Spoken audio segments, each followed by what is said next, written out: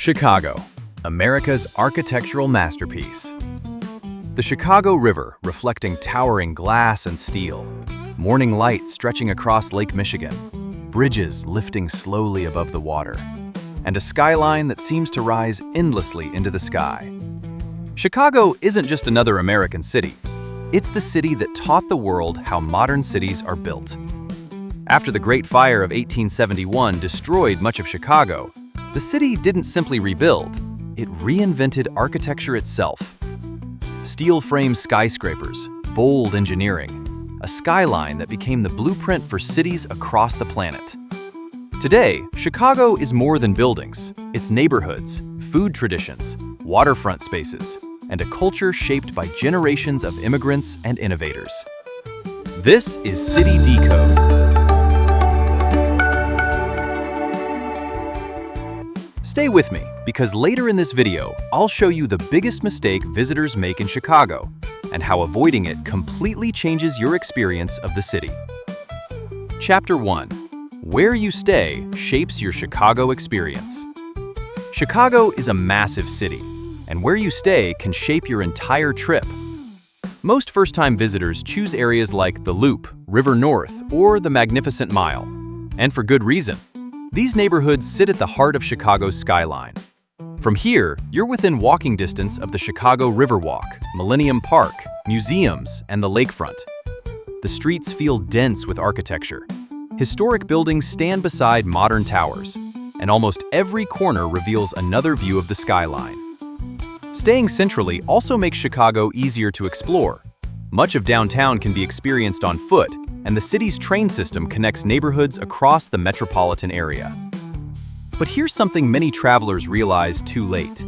Downtown Chicago is only one layer of the city, because the real personality of Chicago reveals itself beyond the skyline. And that's where we're going next. Chapter 2. Iconic Chicago Landmarks. Every great city has places that define its identity. In Chicago, many of those landmarks sit within a short distance of each other. Millennium Park is often the first stop for visitors. Here, the famous mirrored sculpture known as Cloud Gate reflects the entire skyline like liquid metal. Locals call it the Bean. Standing beneath it, the city bends and curves around you in reflections. Nearby, the Chicago River cuts through downtown like an architectural corridor. Walking along the Riverwalk, you're surrounded by layers of Chicago's history. Early 20th century towers beside sleek modern skyscrapers. Bridges cross the water every few blocks, connecting neighborhoods and framing views of the skyline. Then there's the lake. Lake Michigan stretches so far that it often looks like an ocean. Standing at the shoreline, the horizon disappears into blue. Few major cities combine urban density and open water as dramatically as Chicago. But the skyline alone doesn't explain the city. To understand Chicago, you need to explore the neighborhoods that built it. Chapter 3. Neighborhoods that reveal Chicago's soul. Here's something many travelers don't realize. If you only stay downtown, you've only met half of Chicago. The city's identity lives inside its neighborhoods, places shaped by immigration, culture, and decades of change. Lincoln Park feels elegant and classic. Tree-lined streets lead toward one of the city's largest green spaces, where joggers move along the lakefront and historic brownstones line quiet blocks. The atmosphere here feels calm and residential, even though downtown sits just minutes away. Wicker Park tells a completely different story. Once a working-class district, it evolved into one of Chicago's creative hubs. Independent cafes, record stores, street art covering entire walls. Walking here feels energetic and expressive, where music and art shape the atmosphere. Chicago's Chinatown offers another perspective. Traditional gates welcome visitors into streets filled with markets, bakeries, and restaurants that reflect decades of cultural history. The neighborhood represents Chicago's long-standing immigrant identity. And then there's Pilsen. Here, massive murals stretch across buildings, telling stories of Mexican-American heritage, community pride, and cultural history. Walking these streets feels like moving through an open-air gallery. Chicago doesn't always shout its culture. It shows it, block by block. Chapter 4. Daytime Exploration. architecture, water, and scale.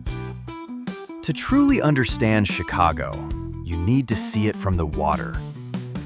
The Chicago Architecture River Cruise is often considered the best way to experience the skyline. As the boat moves along the river, guides explain how different eras shaped the city. Early steel-frame skyscrapers, Art Deco towers, modern glass buildings rising beside them.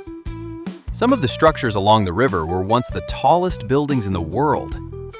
From the water, the skyline feels layered and intentional, like a timeline of architectural ambition. But Chicago isn't only vertical. The Riverwalk offers another perspective. People sit at cafes beside the water.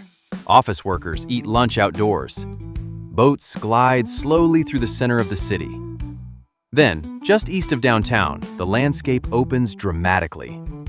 The lakefront stretches for miles, connecting beaches, parks, and walking trails. Grant Park creates a wide green space that frames the skyline like a stage.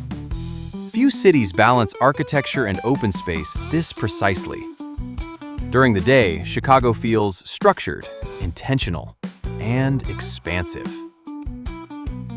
Chapter 5. When Night Falls, Chicago After Dark.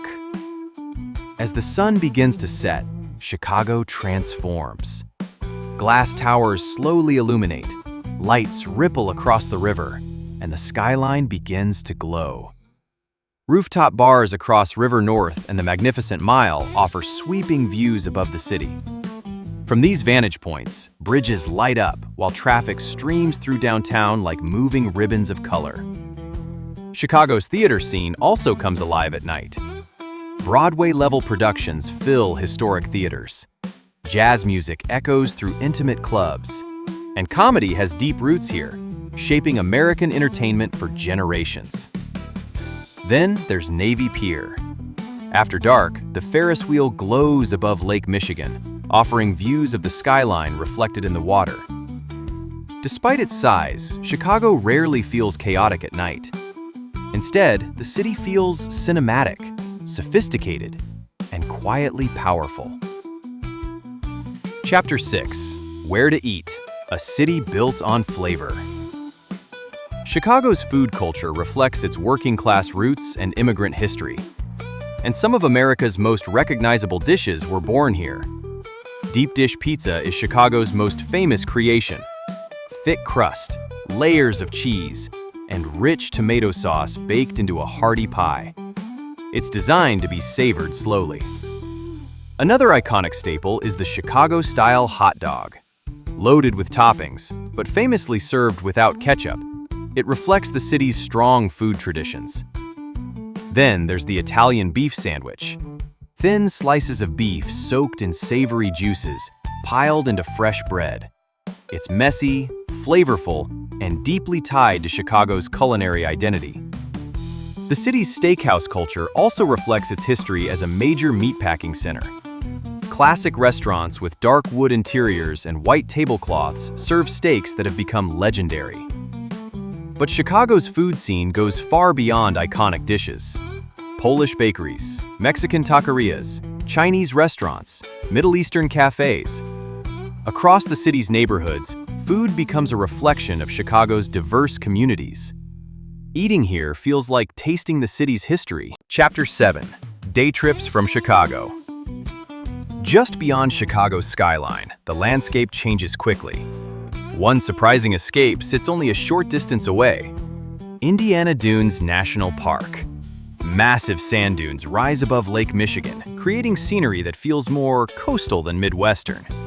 Climbing the dunes reveals panoramic views across the lake. It's one of the most unexpected natural landscapes near a major American city. Another easy trip leads north to Milwaukee, Wisconsin.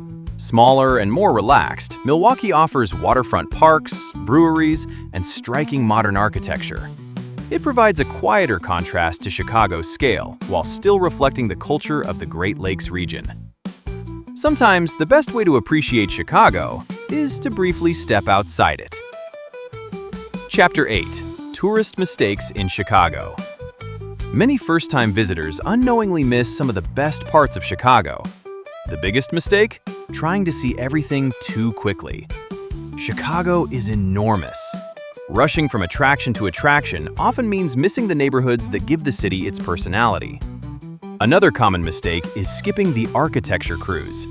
Without it, many visitors see the skyline, but never understand the history behind it. And Chicago's weather can surprise people. Winds off Lake Michigan can shift temperatures quickly, even during warmer months. The best way to experience Chicago is simple. Explore by neighborhood, balance architecture with food, and spend time along the lakefront. Because if you rush Chicago, you see buildings. But if you slow down, you begin to understand the city. Chicago is design. Chicago is resilience. Chicago is the blueprint of the modern skyline. If this guide helped you explore smarter and avoid common mistakes, like the video so more travelers can discover Chicago. Comment below which city we should decode next,